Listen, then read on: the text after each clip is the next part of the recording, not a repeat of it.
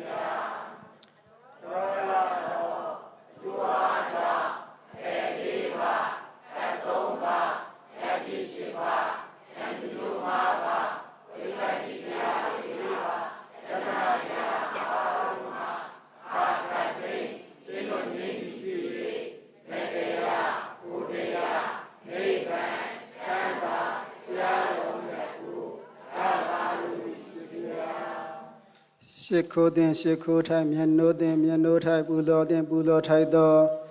ဖေယတရားသံဃာယနာမြတ်သုံးပါးမိဘဆရာသမားတို့ကိုရိုသေမျက်နှိုးလက်ဆုံမိုး၍ရှ िख ိုးပူဇော်ဖူးမြော်မှန်းလျက်ခရယာချင်းတည်းဟုသောတက္ကိစ္စကာရဝပါဏာမကောင်းမှုကုသိုလ်ကံစေရနာအထူးအဖြင့်မကွေးမြို့ဒါနာပီတိအဖွဲ့မိသားစုများ၏ကျေးဇူးတော်ရှင်ပါမောက္ခချုပ်ဆရာတော်ဘုရားကြီးနှင့်ဓမ္မဒါယသာနာစင်တာတရားဆရာတော်ဘုရားတို့အားရှစ်ပါးပရိခရာဆောင်လင်းစွာဖြင့်ကံထက်ခြင်းသိခါဝရပူဇာမင်္ဂလာမန္တလေးမြို့မိခင်ကြီးဒေါ်ကြီးကြီးရာကြီးစု၍ဥမောင်လေးဒေါ်ကျိန်မိသားစုများမှာဓမ္မဒါယသာနာစင်တာကျောင်းတိုင်းမှာသရင်သုံးနေထိုင်ကြကုန်သောတန်ဃာတော်သီလရှင်ယောဂီမြတ်တို့အားအောင်လွမ်းနေလွမ်းတို့ကိုစက္ကန့်လှူဒန်းခြင်းတည်းဟုသောဒါနာကောင်းမှုကုသိုလ်ကံစေရနာအတီးတီးသောလူရှိမိသားစုများ၏မိမိတို့၏ရွယ်ထားသည့်အာလျော်စွာလူရန်ဖွယ်ရဖြရာတို့ကိုစွကံလူတန်းချင်းတည်းသောဒါနာကောင်းမှုကုသိုလ်ကံစေရနာဤကောင်းမှုမင်္ဂလာတို့ကိုအကြောင်းပြု၍တရဏဂုံသုံးပါးနှင့်တကွ၅ပါးသောသီလတော်မြတ်ကိုအသက်တဖန်ခဲအောင်စောင့်တည်ရခြင်းတည်းသောသီလကောင်းမှုကုသိုလ်ကံစေရနာဆရာတော်သံဃာတော်များဟောကြားချီးမြှင့်ရသောပိဋကတရားအနုမောဒနာတရားတို့ကိုနာဝီခြင်းနာဝစေခြင်းမြတ်တမ်းပေးဝေခြင်းစသည်သောဖြာဖြာပေါင်းတို့လုံးဆောင်သောမြတ်ကောင်းမှုတို့၏တကုရှိန်သောအနုဘော်တို့ကြောင့်မရရှိသေးသောယာရုဂုံတိစီစဉ်ဥဒ္ဒယနာရွှေငွေတို့ကိုလွယ်ကူစွာရှာဖွေလို့ရရှိခြင်းရရှိပြီးသောယာရုဂုံတိစီစဉ်ဥဒ္ဒယနာရွှေငွေတို့ကိုရန်သူမျိုး၅ပါးတို့သည်မနှောက်ယှက်မလိရမဖြတ်စည်းနိုင်ခြင်းလိုရှိရတောင်းတရသောကောင်းကျိုးအိဋ္ဌမင်္ဂလာဖြာဖြာတို့ကိုလိုရှိတိုင်းတောင်းတနိုင်ပြည့်စုံကြကုန်သည်ဖြစ်၍အဆုံးဘဝနောက်ကလာနိုင်မို့ယာမနာယာမတိယာဖြစ်သောအသင်္ခရတနိဗ္ဗာန်ရှုပြီမြတ်ကိုလွယ်ကူသောအကျင့်လျင်မြန်သောသိဉာဏ်တို့ဖြင့်ကိုယ်စီကိုယ်ငါမျက်မှောက်ပြုနိုင်ကြသည်ဖြစ်စေအဟံဗန္နေတိတရဏိနသဟပင်စာတိလံဓမ္မယာစာမိနောဂဟံကတဝါတိလံဒေထာမေဗန္နေဒုတိယံပိအဟံဗန္နေတိတရဏိနသဟပင်စာတိလံဓမ္မယာစာမိနောဂဟံကတဝါတိလံဒေထာမေဗန္နေတတိယံပိ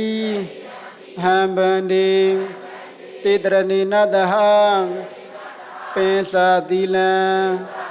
ဓမ္မယာစာမိနောဂဟံကတဝါတိလံဒေထာမေဗန္တိရှမံဝရမိတံဝရိထာနမောတသဗဂဝတောအရဟတောသမ္မာသမ္ဗုဒ္ဓတ္တ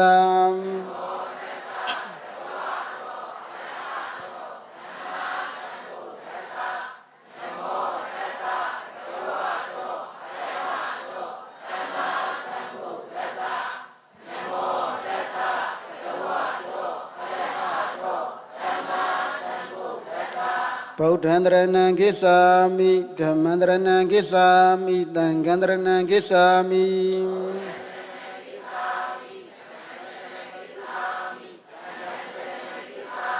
ဒုတိယံပိဗုဒ္ဓံတရဏံကိသာမိဒုတိယံပိဓမ္မံတရဏံကိသာမိဒုတိယံပိသံဃံတရဏံကိသာမိ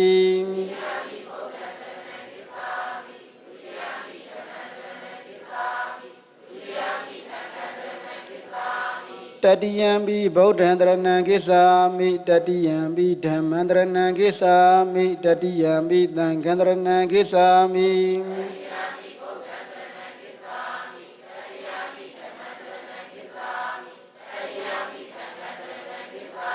တေတရ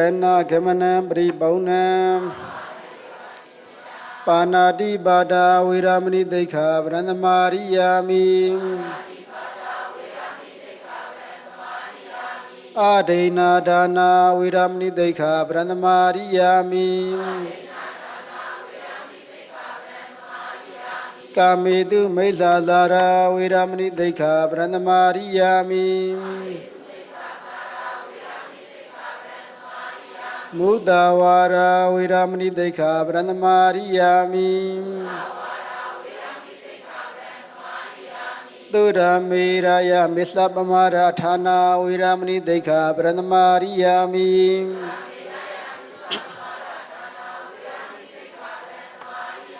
တေတရဏိနာတဟပင်စာတိလံဓမ္မံတာရုကံကတဝါပမာဒိနသမ္မာဒိဋ္ဌာ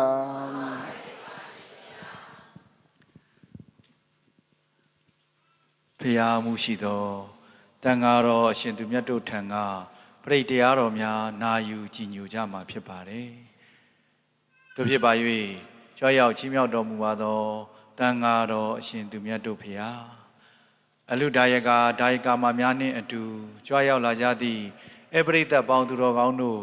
ဘေးရန်ခတ်သိမ်းကင်းကျင်းကြစေခြင်းအလို့ငါ၎င်းချက်တည်မင်္ဂလာအဖျားဖျားတို့ဖြင့်ပြည့်စုံစေခြင်းငါ၎င်းပရိတရားတော်များဟောကြားချီးမြှင့်တော်မူပါယံဖျားတပည့်တော်ခြေတော်အစုံဥခိုက်၍ရိုသေစွာလျှောက်ထားအပ်ပါသည်ဖျားရှတနုဘာဝတောယခာနေဝဒတိန္တိပိန္ဒနံယံကြီးစေဝါနိယုဇံနောရတ္တိန္တိဝမတ္တန္တိတောဒုက္ခံသုပရိသုဒ္ဓောသံပပကိဉ္စေနပတ္တိဧဝမာရိကုရုပေတံပရိဒံဓမ္မနမဟိကရဏီယမထာကုသလေနာယနာတနံပရံပိသမေသာတကောသုလာသူလူလာသူဝသောသတ္တမုရုနတိမာနိတနောတကောသာသူပရောသာအပကိသောသာတလောကဟုတ်တိတဏ္ဍရိယောသာနိဘကောသာအပကဘောကုလေသောနာနုခေတောနာဇာကုသမာတရေကေစီစေနာဝိညုပရိဥပဝရေယောဒုခိနောဝါခိမိနောတုတဗ္ဗတတ္တဘွန်တုဒုခိတတ္တရှေကေစီပါဏဗုဒ္ဓတိတတဝါထဝရနဝတိတာဒီဃဝယေဝမဟန္တာမစ္စည်းမာတတကနုဂဒုလာဒိဋ္ဌဝယေဝဒိဋ္ဌရှေဝဒုရေဝတန္တိအဝိဒုရေဘုရားဝါသဘာဝိတိဝါတဗ္ဗတတ္တဘွန်တုဒုခိတတ္တနဘရောပရဏိကိုပေထာ နာတိမညေထကတသိနံကိဉ္စီပြာရောဒနာပရိကတိညာနိညာမညတဒုက္ခမိတ်စေယမာဒယတနိယံဗုဒ္ဓမာယုတဧကဗုဒ္ဓမနုရခိဧဝံမေတ္တဗဗုဒေတုမနတံဘာဝေအပရိမာဏံမေတ္တေသတဗ္ဗလောကသမိန်မနတံဘာဝေအပရိမာဏံဩဒံရောသတိရိယသာအာသမရဝေရမတ္တမတ္တံဒိဋ္ဌသရဏိသိဏောဝါတယနောယဝဒတဝိဒမိတောဧတံတရိဒိဋ္ဌိယဗြဟ္မမေတံဝိရမိရမဟုရိတေသာနုပါကမ္မာတိလဝတတနိနတမနောကာမေတုနိယဂေတံနာယိလာတောကပ္ပတိယပုဏ္ဏတိတိဣတိပိသောဘဂဝါအရဟံသမ္မာသမ္ဗုဒ္ဓောဝိလာသရဏသမ္မနောဒုက္ခတောလောကဝိရုအနုတ္တရောပရိသဓမ္မသာရတိသရတိဝမနုဿာနံဗုဒ္ဓောဘဂဝါသောခတောဘဂဝါဓမ္မောတန္တိဋ္ဌိကောအာကာလိကောဧပတိကောပါဏိကောပိစ္ဆတံဝရိတဘောဝိညူဟိသဗ္ဗရိပန္နောဘဂဝတောသဝကသံဃောဥသဗ္ဗရိပန္နောဘဂဝတောသဝကသံဃောညာယပရိပန္နောဘဂဝတောသဝကသံဃောတာမိလိပရိပန္နောဘဂဝတောသဝကသံဃောရှရီရံသတ္တာရိပုရိသယုဂာနိအထာပရိသပုဂ္ဂလာဧသာဘဂဝတောသဝကသံဃောအာဟုနေယောပါဟုနေယောတခိနေယောဣသမိကရဏီယောအနုတ္တရံပုညခေတံလောကသံ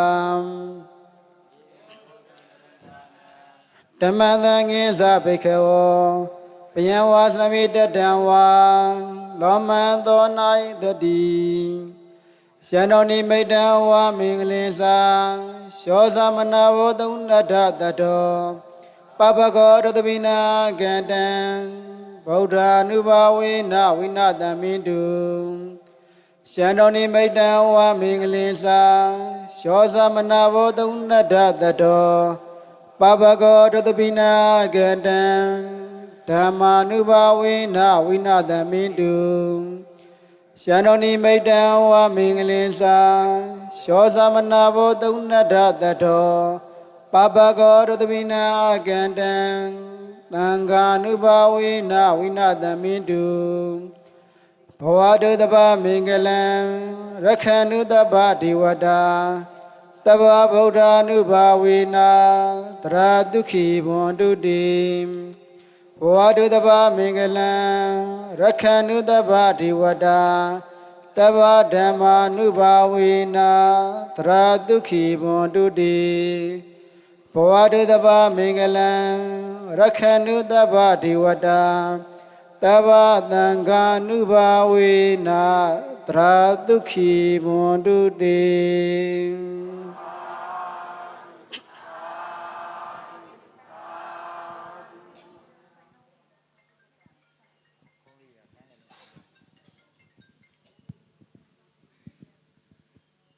အပရိသတ်ပေါင်းသူတော်ကောင်းတို့ခင်ဗျာဆရာတော်ဘုရားကြီးတရားတော်များဟောကြားနေစဉ်အတွင်းမှာအနှောက်အယှက်မဖြစ်စေဖို့အတွက်မိမိတို့မှာပါလာတဲ့လက်ကင်ဖုံးများကိုအတန်များပိတ်ထားပြီးမှသာတရားတော်များနာယူကြည်ညိုပေးကြပါရန်လေးစားစွာပန်ကြားအပ်ပါတယ်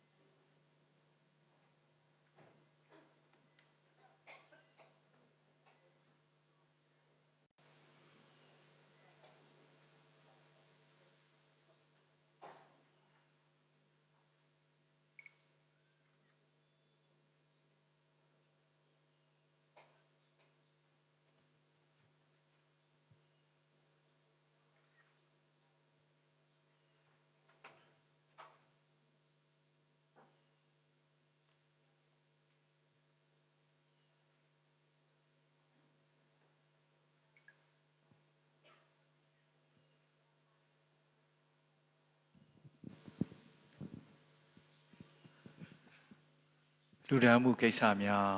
ဆောင်ရွက်ခွင့်ပြုတော်မူပါဖေဟာဆရာတော်ဘုရားကြီးထံအဆက်စွာလူဒန်းနိုင်ရန်အတွက်ဆရာတော်ဘုရားကြီးဤကပ္ပိယကာရကအဖြစ်ဥလဘောကဆောင်ရွက်ပေးပါရန်လေးစားစွာပန်ကြားအပ်ပါတယ်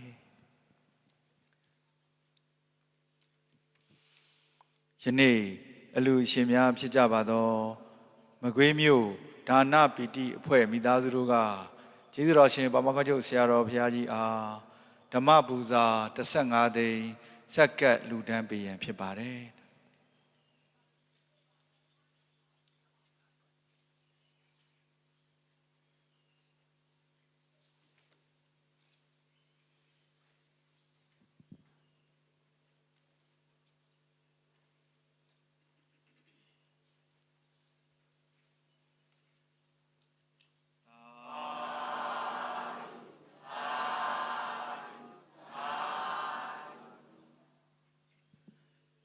ဆက်လက်ပြီးမန္တလေးမြို့နေကွယ်လွန်သူမိခင်ကြီးဒေါ်ကြီးကြီးအားရည်စု၍ဦးငယ်လေးဒေါ်ကျိန်းမိသားစုတို့ကဆရာတော်ဘုရားကြီးအားဓမ္မပူဇာ25သိန်းကျပ်လှူဒန်းပေးရန်ဖြစ်ပါတယ်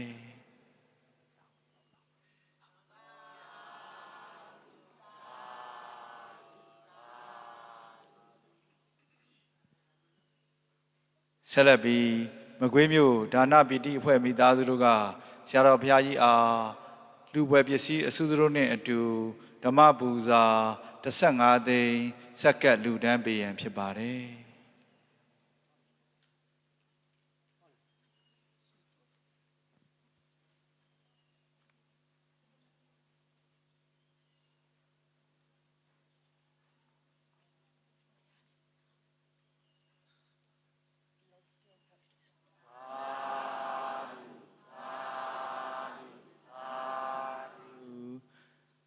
ဆက်လက်ပြီးဦးအောင်ကိုဒေါက်တာတင်ထေးဤတမီမေဖြူတန့်ကိုတာရဲထက်ကိုမိသားစုတို့ကဆရာတော်ဘုရားကြီးဓမ္မပူဇာ10သိန်းကျပ်လှူဒန်းပေးရန်ဖြစ်ပါတယ်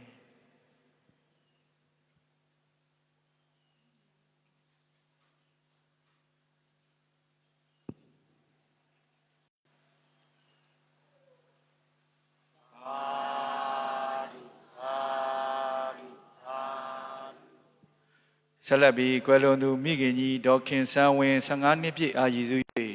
ကိုနေမျိုးထွန်းမှတ်ချမ်းချမ်းဤတာမောင်မြတ်သွေးခန့်မောင်ဝလာဖုံးပြည့်မိသားစုတို့ကဆရာတော်ဘုရားကြီးဓမ္မပူဇာ10သိန်းကျပ်စက္ကပ်လှူဒန်းပေးရန်ဖြစ်ပါတယ်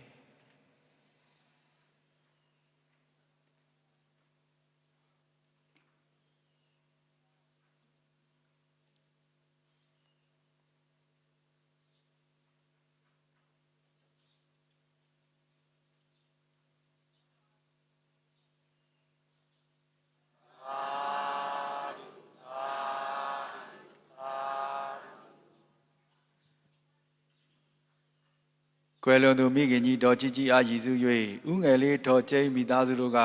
ဓမ္မဒါယသာသနာစန္ဒကျောင်း၌အရုံစွမ်းနေစွမ်းတနေ့တာစွမ်းဆက်ကပ်လူရမ်းပါတယ်တာဓုအနုမောဒနာခေါ်ဆိုကြပါခင်ဗျာ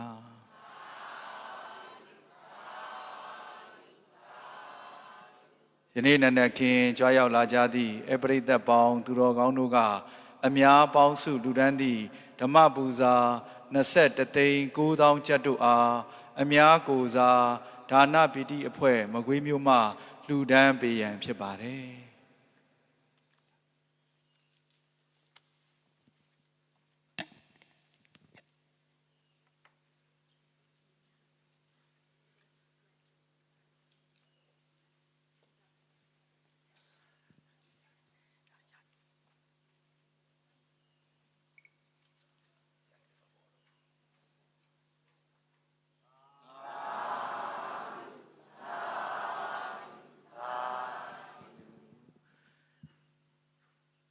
ကျေးဇူးရှင်ဆရာတော်ဘုရားဆရာတော်ဘုရားကြီးမွက်ကြားချီးမြှင့်တော်မူမိအနုမောဒနာဩဝါဒတရားနာယူကြည်ညိုကြပြီးယနေ့လူဒန်းမှုအစုစုတို့ကိုရေစက်သွန်းချအမျှပေးဝေလိုကြသည်ဖြစ်ပါ၍အနုမောဒနာဩဝါဒတရားနှင့်ရေစက်ချတရား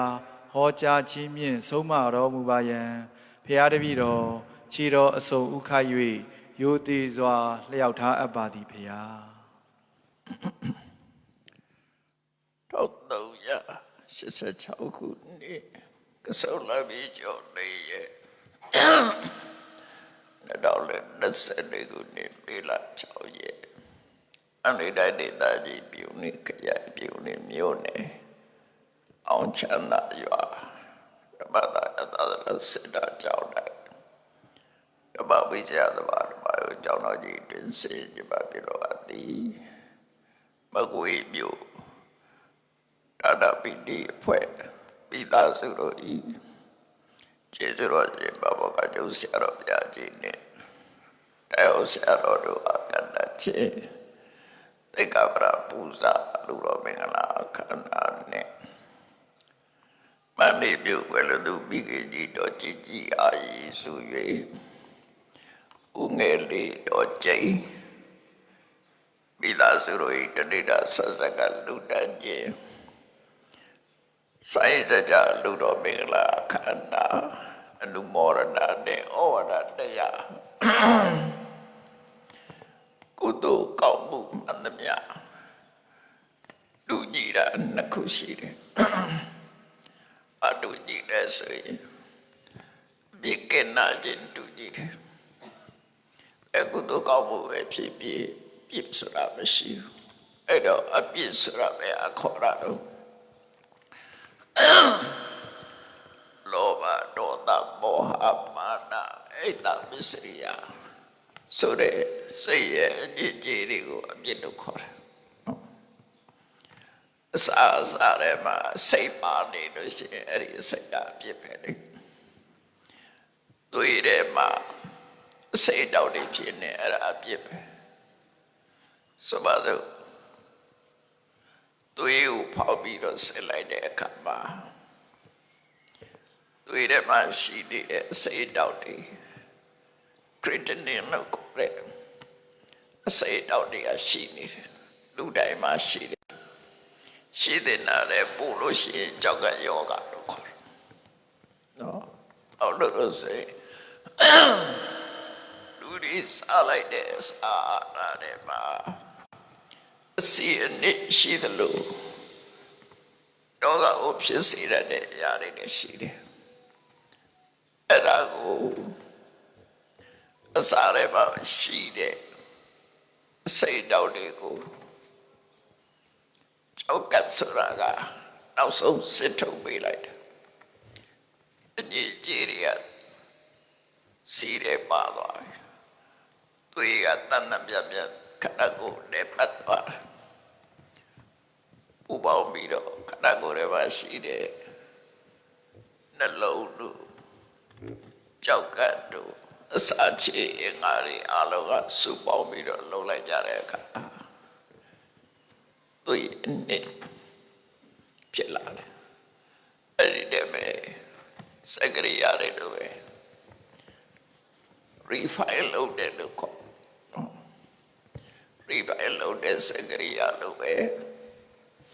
Kanagurema Salade Saraga. The look on it, Tui woman be below and the Surashin Yarabsidu. Tui lepadeka. Say down in my bar. Namjane Tui Yabude. Chokatu Baru Kriaria go Subobi low like their kama. Tui attention or Eddie Chokaka. And she come on below that boo. And she loaded in a yadiga, Chuyala, do you go to it? Say down the killer. Eddie say down the yoga. Many others time, no? That Jamie Biobia, they just DJ no see our only people. No? Hello, Kanago, you could look like bad data. We are the capsula. And I know a piece of to copy the yaps. Could the gobble do the TV? Sees it like the kama. Piece of you. Double good gobuma. Lower the moha. Mama Nasari Babazia. Baba no kudo kamuti and now is got baby BBC. Duka we bagasra, Raza contrade. သူရဲ့အကျိုးဝိပါကဆိုတဲ့သဘောတရားကကိုယ်ကတော့တရားနေရာတွေနဲ့သုံးတဲ့ဓမ္မရဲ့တရားတာဝိစာရတို့ဝိပါကတို့ဓာတ်ပြေဩဇာတွေရောက်တယ်နော်တေချာလည်းမသိပဲနဲ့နာမည်တွေရေးထားကြဝိပါကဆိုတာရဇာကိုပြောတာအဓိကပြောမယ်ဆိုရင်ဝိပါကဆိုတာတိပိတဘေငါနေပြီးအပွင့်ကနေဖြစ်လာတဲ့အသီးကိုဝိပါကလို့ခေါ်တယ်ဖလာလို့လည်းခေါ်တယ်နော်ဖလာဝိပါကဖလာဆိုတာအသီးပဲအဲ့ဒီအသီးအားတိပိတဘေလို့အပြစ်ကနေပြီးတော့မြည်စီရည်စီတွေကိုစုပ်ပြီးတော့တင်ပေးလိုက်တဲ့အခါမှာဒီကဖြစ်လာတဲ့အနှစ်အသားပဲနော်တိပိမှာအဓိကဘာလို့ဆိုဖလာပဲနောက်ဆုံးဆက်ကဖလာအောက်ကအမြင့်တို့ပစ္စည်းတို့အကိုင်းခဲတို့အရွက်တို့ပွင့်လို့ကနေနောက်ဆုံးရလက်ကဖလာပဲဖလာမှနောက်ဆုံးပဲနော်အသီးဆိုတာခေါ်တယ်ဖလာဆိုတာအသီးအဲ့ဒါလို့ပဲလူတွေလောက်လိုက်တဲ့ကုသိုလ်ကံပဲဖြစ်စေအကုသိုလ်ကံပဲဖြစ်စေတို့ကုသိုလ်ကံအကုသိုလ်ကံတွေရဆက်ဆိုတဲ့ဖလာပေါ်လာဝိပါကဆိုပေါ်လာမလွယ်မသိသူ process နဲ့သူသွားတာဖြစ်နေတာပဲစားလိုက်တဲ့အစာတစ်ခုဟာအစာအိမ်နဲ့ရောက်သွားတဲ့အခါကြည်ညက်ပြီးတော့မကောင်းတဲ့အကြည်ကြီးတွေကတခြားရောက်သွားပြီးတော့ကောင်းတဲ့အနစ်တွေကသွေးဖြစ်သွား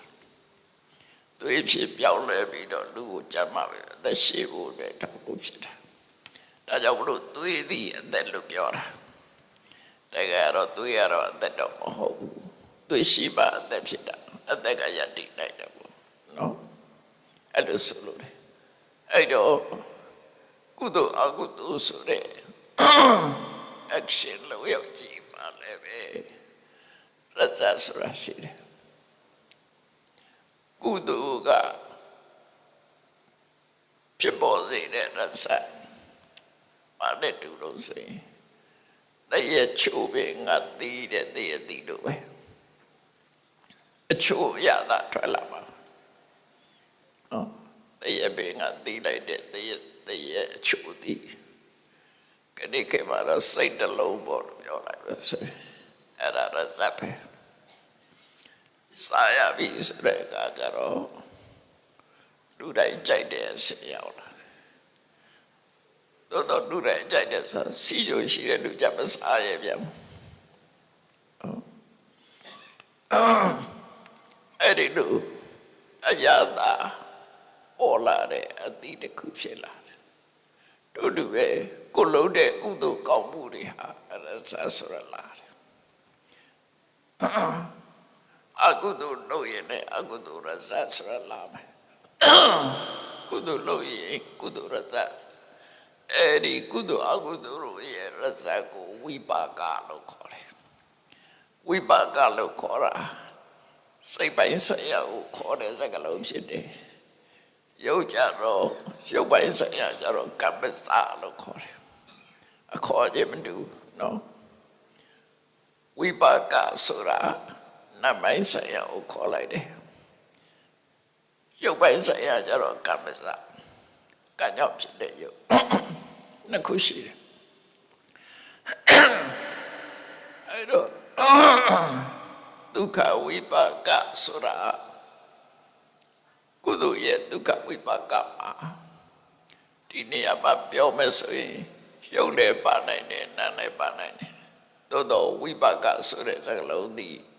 နတ်မောမှသာထင်ရှားတယ်ပေါ့ရုပ်တွေကိုဝိပါကလို့မခေါ်ဘူးနော်ရုပ်တွေကိုဝိပါကလို့မခေါ်တကယ်ကတော့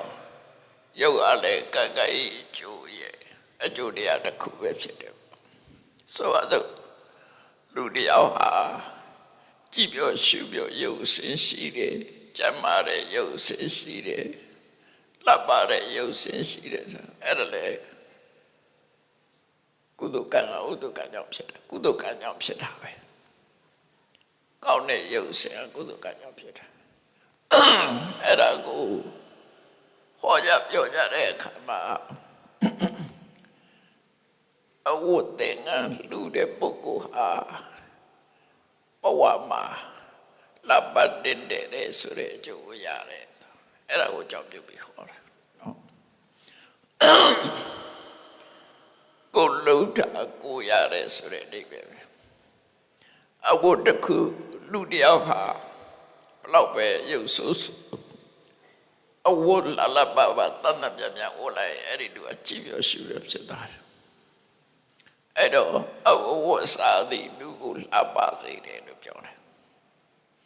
အဲ့ဒီကိုလူလိုက်တဲ့အဝတ်ကရရှိတဲ့ပုဂ္ဂိုလ်ကိုလှပစေတာဖြစ်တော့ကြောင့် reaction သဘောတရားရကိုလည်းလှတယ်ဆိုတဲ့ပြောတယ်ဒါ action မှန်သမျှ reaction ရှိတယ်ဘုရားဟောတဲ့တရားကအဲ့လိုဟောတာနော်ရပြီးတော့တွေ့တော်ပြီးထင်ရတဲ့ရှောက်ပြောတာမဟုတ်ဘူးကြောက်ကြုံစင်ရင်ကြည့်လို့ရတယ်ဒါကြောင့်ဘုလို့ပစ္စတဝိရိတဘောဝိညုဟိမြတ်စွာဘုရားဟောတဲ့တရားပညာရှိပါသိနိုင်တယ်ကောင်းကင်ဘုရားဘုရားသခင်ကဖန်ဆင်းတဲ့ဆိုပညာရှိမရှိသိတယ်ရုပ်ဖို့ပဲလို့ပြောတာတဲ့အတိုင်းလက်ခံပြီးပြီသူတို့တကယ်ရှိသလားမရှိဘူးလားကောင်းကင်ဘုရားမှာဂျူရူလွတ်ပြီးတော့ရိုက်ကြည့်ပါလားရှာတွေ့မလားမတွေ့ဘူးလားနော်ရှိသည်ဖြစ်စေမရှိသည်ဖြစ်စေလူတွေကယုံကြည်နေကြတာအများကြီးပဲယုံကြည်မှုနဲ့လက်ခံနေတာအများကြီးပဲမြတ်စွာဘုရားတရားအဲ့ဒါမဟုတ်အဲ့လိုမဟုတ်ဘူးယုံကြည်မှုနဲ့လက်ခံအဲ့ဒါမဟုတ်ဘူးလက်တွေ့နဲ့လက်ခံဒါကြောင့်ဘုလို့တန်တိဋ္ဌိကောလို့မြတ်စွာဘုရားဟောတာလိုက်နာသူကိုယ်တိုင်သိနိုင်တဲ့တရားသူများမေ့ကြမလို့ကိုလို့ရင်ကိုယ်ကိုသိဒီလိုဆိုလို့ရတယ်နော်တော့လူဆိုတာက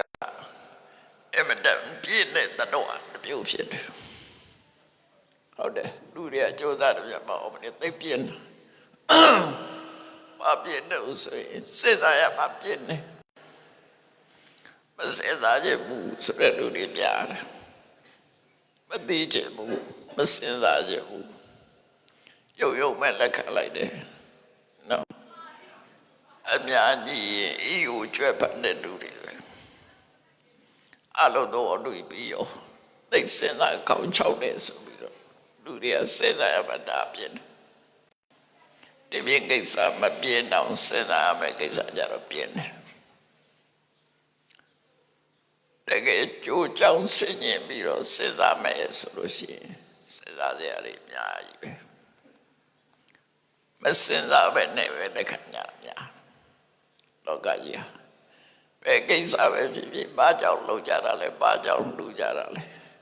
ဘာကြောင့်ဒီလိုနေရတာလဲတကယ်ရောကျိုးရှိသလားစဉ်းစားမယ်အဲ့ဒီအများကြီးပဲလေဟောတကယ်စဉ်းစားရမယ်အဲ့ဒီအများကြီးရှိတယ်ဒါပေမဲ့လို့မစဉ်းစားဘူးကောင်းရှုပ်တယ်ဆိုပြီး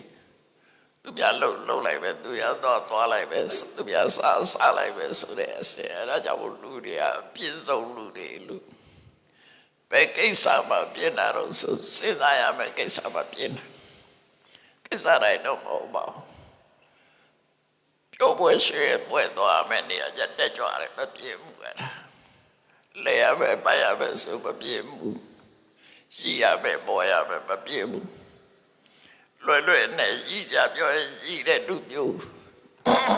နော်အဲ့တော့လူတွေပြင်းတာပါတော့စဉ်းစားရမှာပြင်းတယ်မြတ်စွာဘုရားရဲ့တရားတော်ကစဉ်းစားရမှာစဉ်းစားပြီးတော့လက်ခံရမယ်တရားဖြစ်လို့စဉ်းစားဖို့ပြင်းတဲ့လူတွေကဘုရားတရားလက်ခံနိုင်မှာမဟုတ်ဘူးနော်ဒါမှမဟုတ်စဉ်းစားဖို့ပြည့်တယ်လေသူကစဉ်းစားခြင်းမူ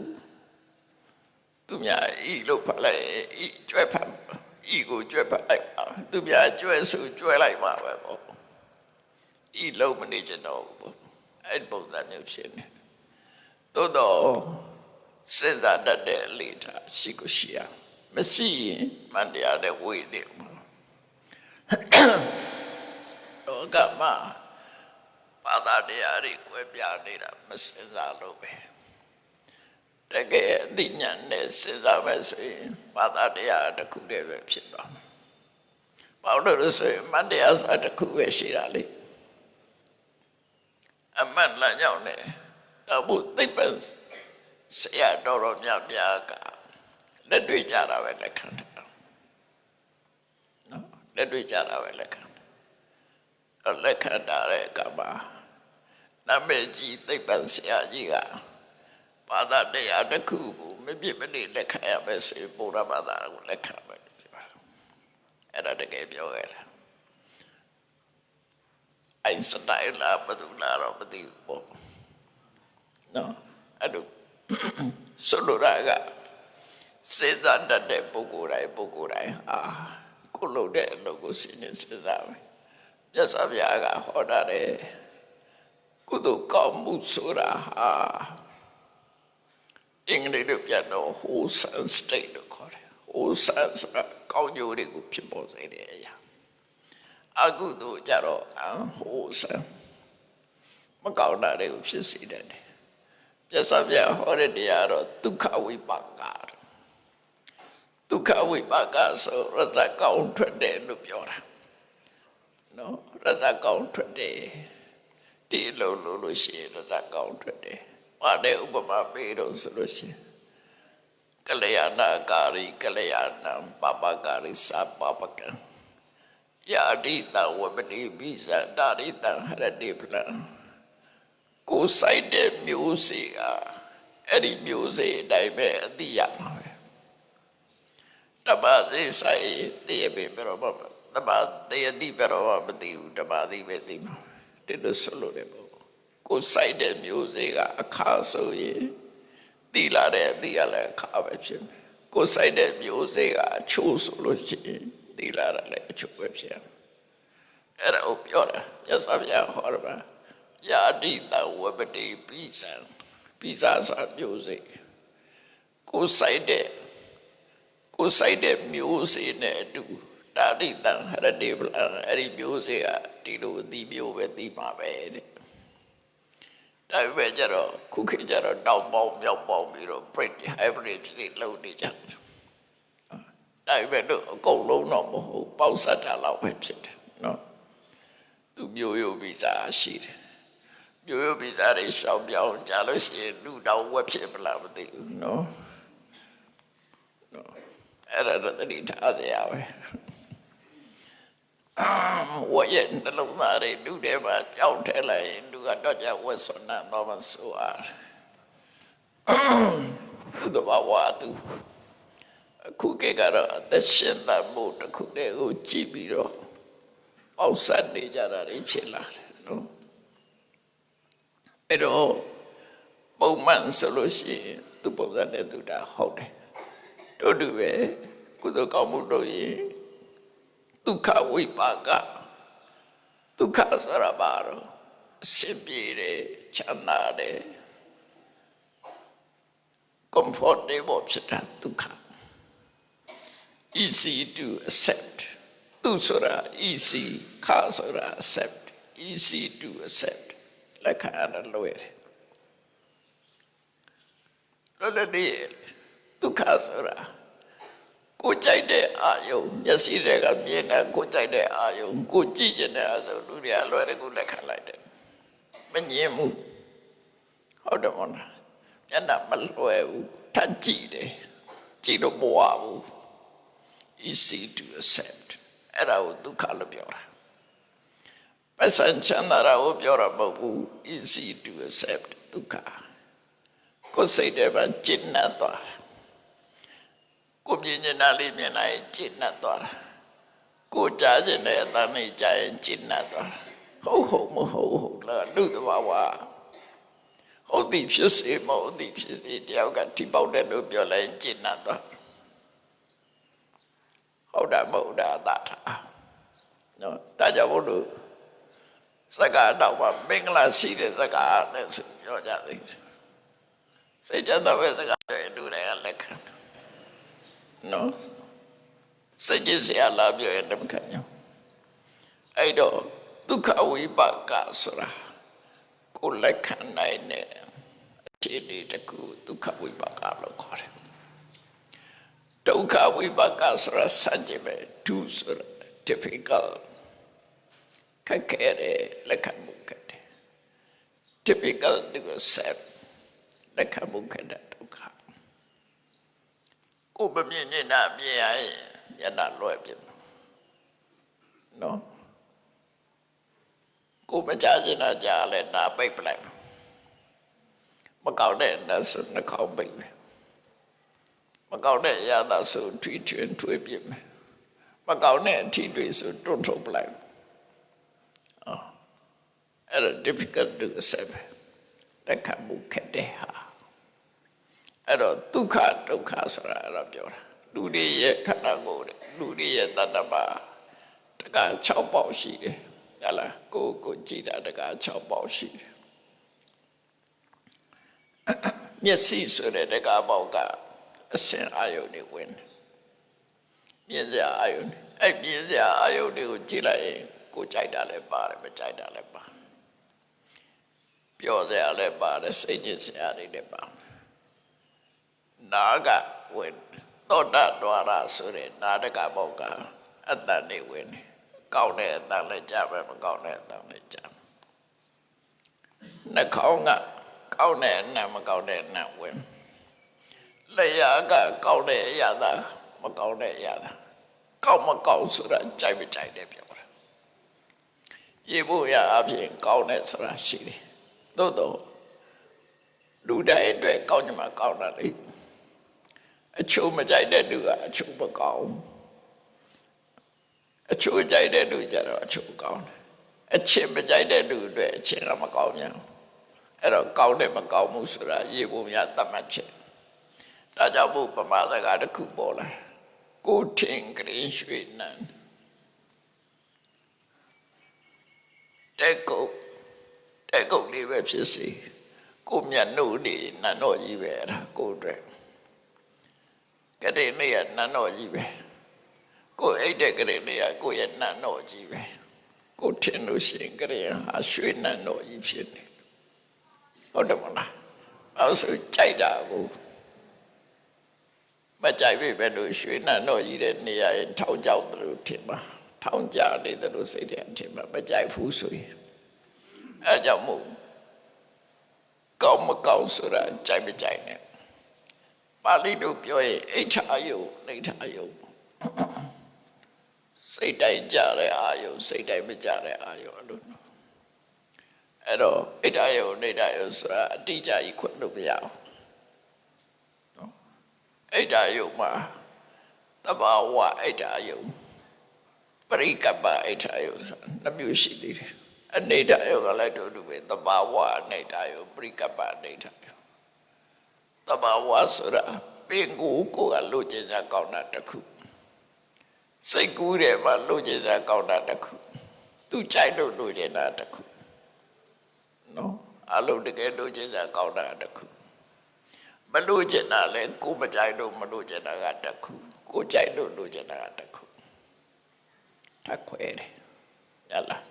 ဒါရှိနိုင်တယ်ဆိုပါစို့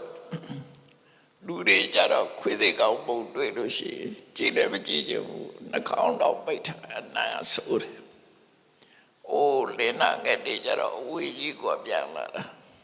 ။အဲ့ခွေးသေးကောင်းပုံကမွေးနေတယ်။သူတို့ဖို့မှမွေးနေတယ်။အဲ့ဒီပုံစံမဲ့ငပိကြိုက်တဲ့ဗမာတွေကတော့ငပိကြော်လေးစားရင်ထမင်းစားတယ်လို့ပြောတာငပိမစားတဲ့နိုင်ငံသွားရင်အဲ့ဒီမှာရှုပ်ပွားနဲ့အဲ့ဒါဒုက္ခပေးတယ်နော်ကြာဘူးလားတကယ်ဖြစ်ဖြစ်တခုကြိုက်မကြိုက်ပါကွက်ပြားတယ်ဆိုတဲ့အကြောင်းပြောပြမယ်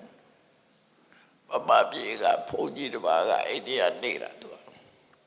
ဗမာပြည်ပြန်လာတဲ့အခါအိန္ဒိယမှာငပိကမရှိဘူးငါပြာရည်တို့ဘာလို့မရှိတော့သူကငါပြာရည်မပါရင်ဆုံးစားလို့မကောင်းငပိမပါရင်ဆုံးစားလို့မကောင်းတမှန်တယ်စားနေကြဘူးအဲ့ပုံကြီးအပြန်ကြတော့ငါပြာရည်တပလင်ယူသွားဗမာဆိုရတွေ့တဲ့ပလင်နဲ့ထဲတာလေပါပလင်ဖြစ်ထဲတာပဲစေးကြောပြီးတော့ပါတယ်ပလင်နေပါတခါတည်းဘုန်းကြီးတို့ကြောင်းတော့ရောက်လာပြရပလင်နေတယ်ပြားရည်ထဲလို့ထဲချင်တာတော်သေးတယ်လို့နော်ကောမုတ်ခွက်တဲ့နဲ့စွန့်တယ်မလောင်ရင်တော်သေးတာပဲကောမုတ်ကလည်းကျွေးခွက်ပဲလေအဲ့ဒီမှာစွန့်တယ်လောင်ရင်တော့ဒုက္ခပဲနောက်ဖေးခွက်လို့ခေါ်တာသူလည်းကြည့်ခွက်ကျွေးခွက်ပဲလေဒါပေမဲ့လူတွေကဒါနောက်ဖေးဖြစ်တော့တဲ့ခွက်လို့ပြောလိုက်ကြတယ်စားစားတဲ့လို့မကောင်းတော့ဘူးလေသမုဒိသစ္စာတာအဲ့တော့အဲ့ဒီဘုန်းကြီးကပနင်းနဲ့ထဲယူသွားတယ်ပါရဏသီဒီဘုရားပါတယ်ပါရဏသီဘုရားရဲ့ရောက်တဲ့အခါကျတော့ပလင်ကြီးကြိုက်ပြီးတော့ဆင်းလာပလိကတွေ့တယ်အဲ့ဒီမှာတော့ပလိတို့ခေါ်ရဲမခေါ်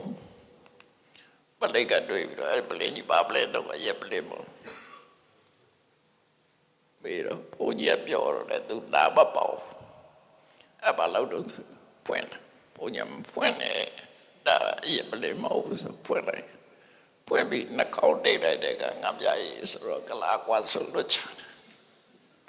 ခွေးသေးကောက်ဖို့အနတ်မျိုးဖြစ်သွားတော့သူကပလင်ကြီးလမ်းပြီးတော့လွတ်ကြသွားတော့ဘုရားယုံနဲ့လူတွေအကုန်လုံးနှာခေါင်းပိတ်ပြီးတော့ဝေးကြရှောင်းဘုရားယုံတစ်ခုလုံးကငပြီးအပြားကြီးနတ်နေလွမ်းသွားတယ်အဲ့ဒါတကယ်ဖြစ်တာနော်သူတို့ကြတော့နေထာယုံအဲ့ဒီဘုန်းကြီးကြတော့ဒါအိဋ္ဌာယုံအပြောပြတာဒါလားအိဋ္ဌာယုံနေတာဆိုကြိုက်တယ်မကြိုက်တယ်ပေါ်မှာလည်းပုတိသေးတယ်လို့ပြောတာစင်ကာပူသွားလို့ရှိရင်ဟိုတယ်တွေမှာတွေ့ရင်ဒီစားလို့မရဘူးသိကြလားဒီတမင်ဆိုင်တွေမှာလည်းတွေ့ရင်ဒီစားလို့မရဘူးဘာလို့သူ့နိုင်ငံပြင်းတာဘူးပြီးရတာဘော်တို့နေပြန်ဘော်တို့အနံ့ကိုလုံအောင်လုပ်ရတယ်လုံအောင်မလုပ်ရင်တဲ့ခွင့်မပေးဘူးနော်တွေ့ရင်ဒီကြိုက်တဲ့ပမာတွေစင်ကာပူသွားရင်ဟိုဒီလမ်းလျှောက်ရင်အနေလမ်းပေးပါစားတယ်ဟိုတယ်မှာစားရင်လာပြောရမရဘူးအဲ့ဒါတကယ်ပဲအဲ့တော့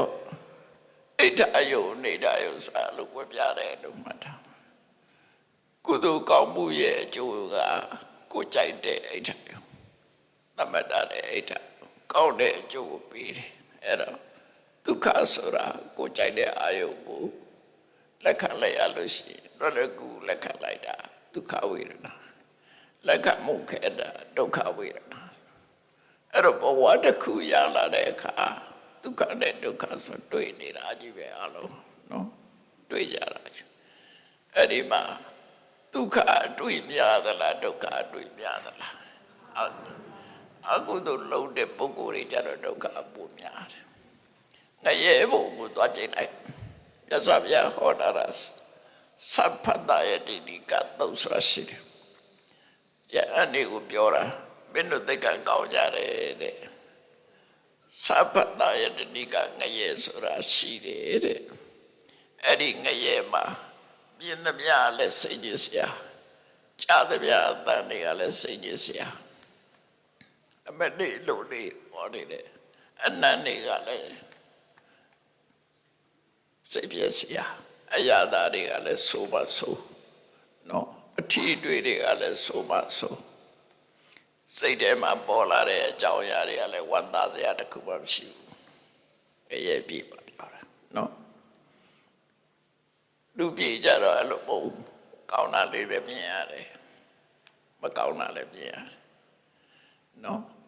ကြားတာလည်းကောင်းတဲ့သတင်းနဲ့ကြားရတယ်မကောင်းတဲ့သတင်းနဲ့ကြားရတယ်အနံ့ကလည်းကောင်းတဲ့အနံ့လေးတွေရှိတယ်မကောင်းတဲ့အနံ့ရှိတယ်အရာသာလည်းကောင်းတဲ့အရာသာရှိတယ်မကောင်းတဲ့အရာသာအထီးတွေကလည်းကောင်းတဲ့အထီးတွေရှိတယ်မကောင်းတဲ့အထီးတွေရှိတယ်စိတ်ကူးကြံစည်လို့ပေါ်လာတဲ့အရာတွေကလည်းကောင်းတာရှိတယ်မကောင်းတာရှိတယ်လူပြေအဲ့ဒါကိုကြိုက်တဲ့အနဲ့ဆိုလို့ရှိရင် easy to accept စိတ်ကဒုက္ခကိုမကြိုက်တာနဲ့ဆိုရင် difficult to accept ဒုက္ခအဲ့ဒီလိုဘဝမှာအခုလိုကြုံတွေ့နေကြတာအဲ့တော့ဒုက္ခကြီးကြုံတွေ့ဖို့လို့ရလာလို့ဆိုမရနိုင်လောကကြီးတွေမှာနေမရနိုင်နော်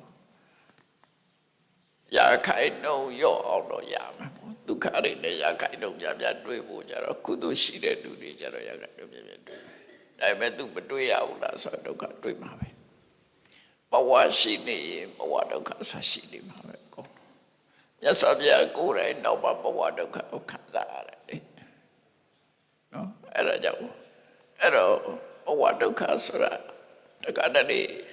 အကုသိုလ်လုံးလို့လားလို့ဆိုအဲ့လိုကြီးလည်းမဟုတ်ဘူးဘဝရတာရဲ့ဘဝဒုက္ခဆက်ရှိမှာပဲ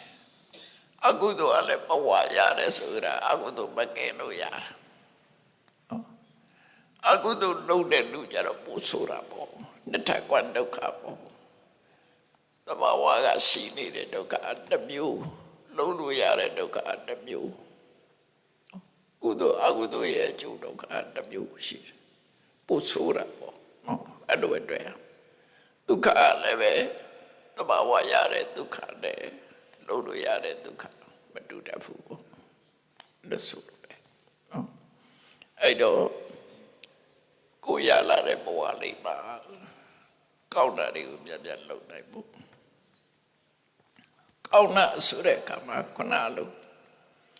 တန်ရှင်းအောင်လုပ်တဲ့နှမျိုးရှိတယ်ပထမလောက်ရမှာကအပြောအဆိုနဲ့ပတ်သက်ပြီးအပြစ်မရှိအောင်ပြောတာပြောဆိုခြင်းရဲ့အပြစ်ကပါတော့လိပ်ပြောရလည်းအပြစ်ပဲနော်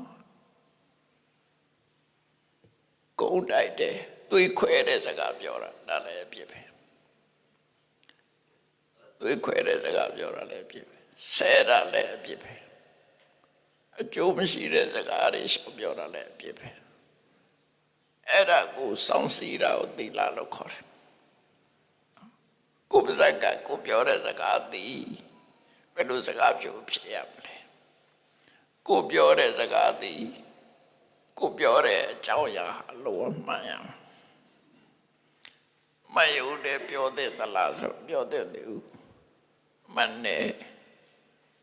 တစ်ဖက်သားမှာအကျိုးရှိတယ်ကျွန်တော်ပြော မှန်ရမယ်ကြိုးရှိရမယ်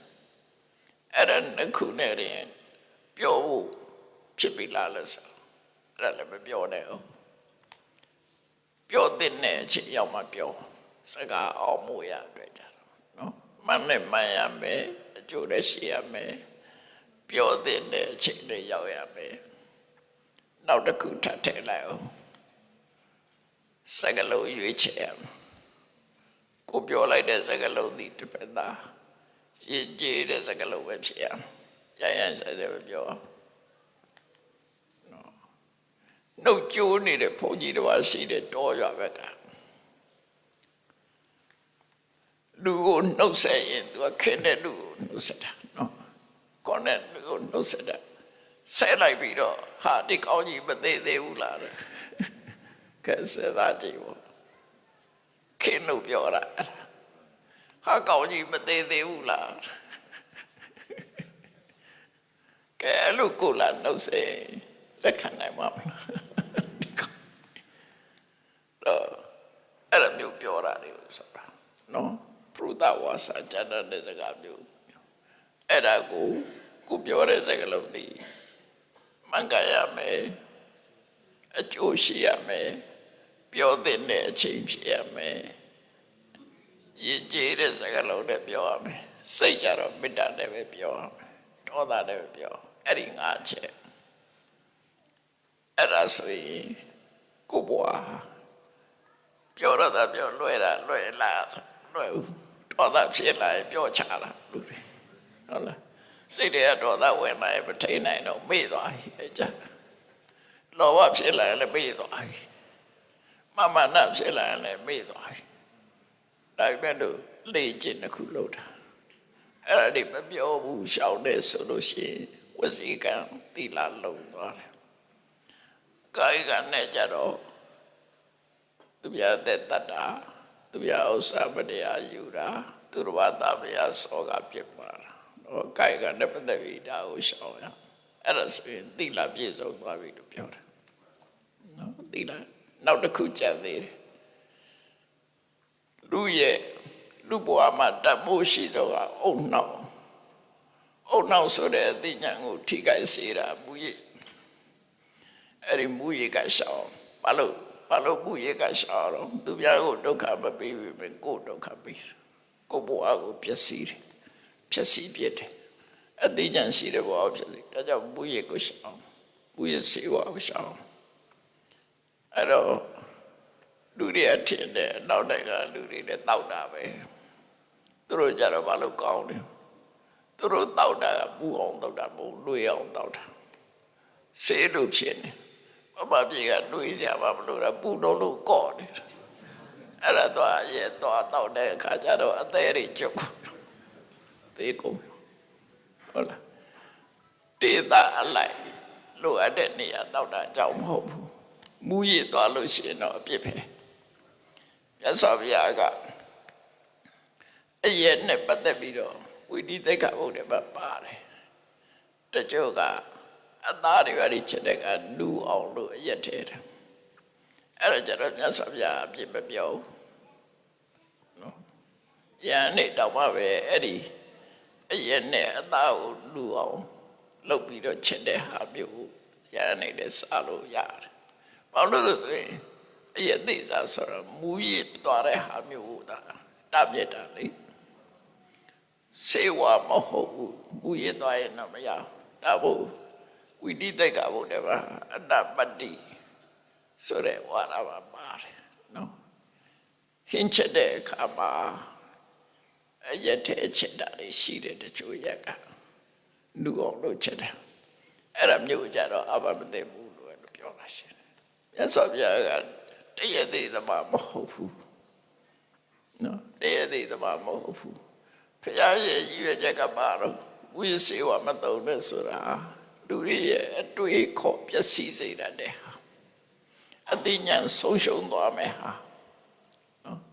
လူကောင်းသူကောင်းပြောတဲ့စကားမပြောတဲ့စကားမသိတော့လောက်အောင်ဖြစ်သွားတာမျိုးတွေအဲ့ဒါအတွက်လောက်အောင်လို့ပြောတာနော်လူရဲ့ပဂတိကိုအခြေအနေတစ်ခုပျက်စီးသွားအောင်မလုပ်ရဘူးလို့ပြောတာ အဲ့လိုဆိုလို့တယ်ဘုရားတည့်ရသေးသမားမဟုတ်ဘူးသေသေးချာချာဟိုစဉ်းစားတဲ့အတိအကျရှိတဲ့ပုဂ္ဂိုလ်ရဲ့ဆုံးမစကားပဲဖြစ်တယ်နော်အဲ့တော့ဘယ်ကိစ္စပဲဖြစ်ဖြစ်စဉ်းစားရမှာကိုလုံးလိုက်လို့တစ်ဖက်သားအကျိုးရှိသလားသို့မဟုတ်အကျိုးမရှိဘူးလားအဲ့ဒါကိုသိအောင်သိပြီးရင်တစ်ဖက်သားအကျိုးရှိရင်လုပ်ရမယ်တစ်ဖက်သားကိုလုံးတာအကောင်းလုပ်ပြီးပဲတစ်ဖက်သားပြည့်စည်သွားရင်မလုပ်သင့်ဘူးတူတူဆိုလို့ရှိပဲချက်ပေါ်မှာဒါကြောင့်မို့ intention ကသိရေးကြည့်တယ်ပေါ့တတ်တယ်ဖြတ်တယ်ကျွလွန်တယ်ဆိုတာ intentionally ဒါကြောင့်မို့စေရနာကောက်တယ်ဆိုတာအဲ့ဒီသဘောတရားကိုပြောတာစေရနာကိုအဓိကထားပြီးတော့ပြောတာဗျာစေရနာပဲပိကဝေကမ္မဝရာမိဆိုတာအဲ့ဒါကိုပြောတာ intention စေရနာဆိုတာ intention ဘာရွေးချက်နဲ့လုပ်တာလဲမတော်တဆကိုကြောင့်သိသွားတော့ intention မပါဘူးဆိုလို့သိတယ် intention နဲ့လုံးမအပြစ်ရှိတာနော်တမင်သက်သက်လုပ်တာခေါ်တာပေါ့လူဥပဒေလည်းဒီတိုင်းပါပဲအဲ့ဒါကြောင့်ကုသိုလ်ကောင်းမှုလုပ်တဲ့အခါမှာဘဝတစ်ခုရလာတဲ့အခါမှာကောင်းတဲ့ကုသိုလ်မှန်သမျှလုပ်တဲ့နော်ကိုယ်စိတ်ကူးရှိသလောက်လုပ်ပဲကုသိုလ်ကောင်းမှုလုပ်တာကိုလုပ်တဲ့ကုသိုလ်ကောင်းမှုအလုပ်ဒီတစ်ဖက်သားအတွက်အကျိုးဖြစ်ရမယ်ကိုယ်အတွက်လည်းအကျိုးဖြစ်ရမယ်ဘယ်သူမှမထိခိုက်ရဘူးဆိုရင်အဲ့ဒါကုသိုလ်ပဲနော်အလုပ်ကိုကုညီပေးတာဖြစ်ရမယ်အဲ့ဒါမျိုးလုပ်ရင်ကုသိုလ်ရတာအကြည့်ပဲနောက်ဆုံးမှကိုထိမ့်သိမ့်တာတွေလည်းကုသိုလ်ရတယ်နတ်ပြည်ရောက်ဖို့ဆိုတာအဲ့ဒါတစ်ခုတည်းနဲ့ရောက်တယ်မြတ်စွာဘုရားဟောတာရှိတယ်သစ္စာပတိမနာပဲပြောဒီပြပါမလုပ်ချင်တယ်ဘယ်တော့မှမလိုက်တယ်မနာပြောရင်အဲ့ဒီကုသိုလ်တစ်ခုတည်းနဲ့နတ်ပြည်ရောက်တယ်နော်နာကုံစီရဘယ်တော့မှစိတ်မဆိုးနဲ့စိတ်ဆိုးအောင်လုပ်လို့စိတ်မဆိုးစိတ်မဆိုးတဲ့လူကလည်းနတ်ပြည်ရောက်တယ်ဒီစေအပံပိယစီတော်ကိုလာတောင်းလို့ရှိရင်နည်းနည်းလေးပဲဖြစ်ပေးလိုက်ပါသွားပြီးတော့ခွေကြိုက်တတ်သေးတွေပါလေရေးမထားပါနဲ့လူကပုဂ္ဂိုလ်ပလာရတွေပါလေတုတ်ထားပါလာလူကနည်းနည်းပါတော့ပေးလိုက်အဲ့ဒါဆိုရင်ကုသိုလ်ရတယ်အဲ့ဒီသုံးမျိုးနဲ့တွေပဲတစ်ခုစီနဲ့ပဲကုသိုလ်နတ်ပြည်ရောက်နိုင်ပါတယ်လို့ခေါ်တာကောင်းတဲ့အလုပ်မှန်သမျှကောင်းကျိုးချမ်းသာရတယ်ဆိုတာကိုမှတ်သားပြီးတော့ကုသိုလ်ကောင်းမှုဖြစ်အောင်ကိုယ်ဘဝကိုကျင့်ကြံကြိုးကိုပွားများအားထုတ်နိုင်ကြပါစေ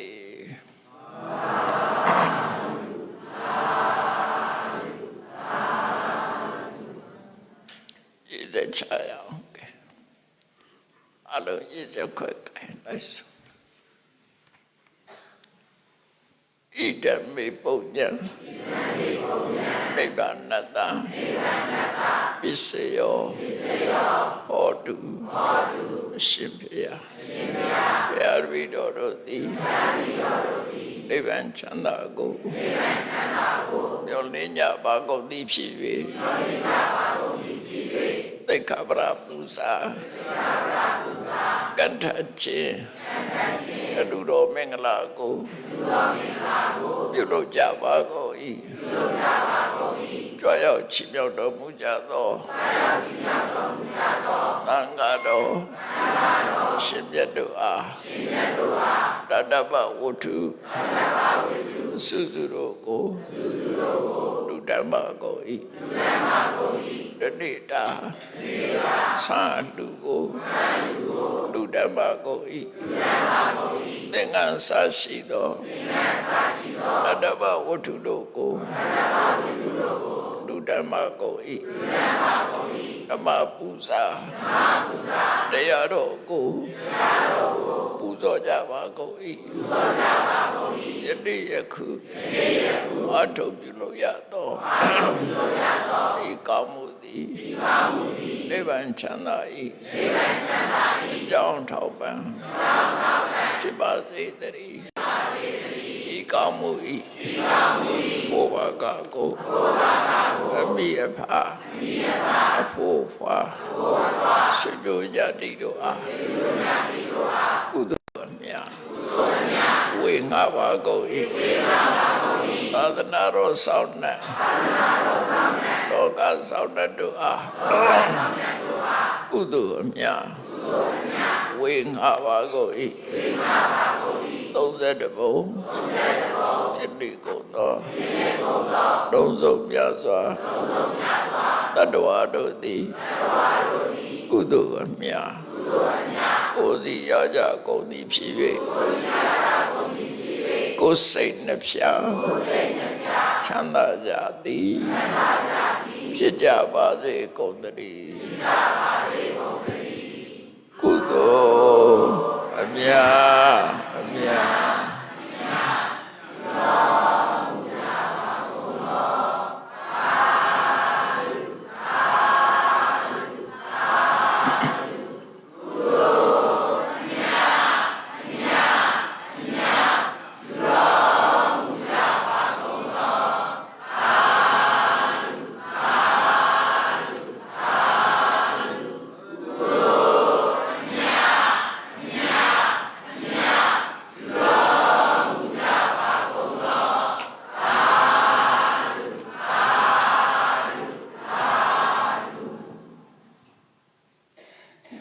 ကြောက်ရောက်ချီးမြှောက်တော်မူပါသော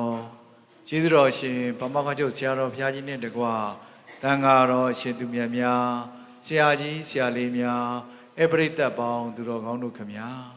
ယနေ့နံနက်ခင်းစင်ရင်ကျင်းပပြုလုပ်အပ်သည့်အခမ်းအနားကိုဗုဒ္ဓသာသနာစီရန်တိတ်တုသုံးညင်ရွတ်ဆို၍အောင်မြင်စွာ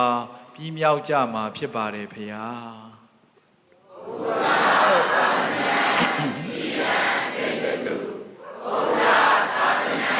စေရာတိတ်တု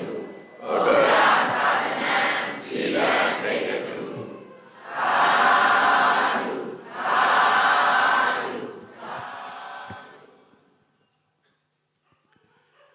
ဆရာတော်ဘုရားကြီးအားသင်္ကန်းနှင့်